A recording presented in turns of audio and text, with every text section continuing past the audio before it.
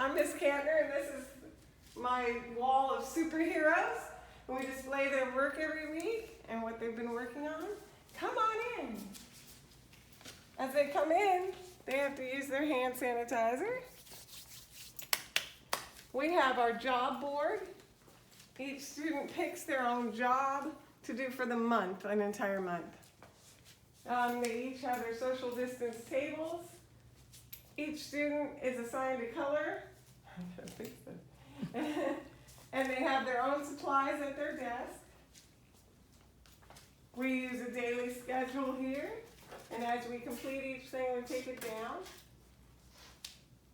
They get rewarded for their behavior and their money and their work, and their work with their money.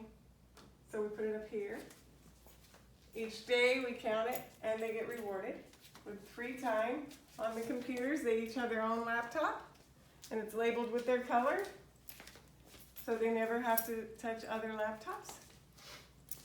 Then we have a craft space here with their corresponding pom-poms and areas distanced.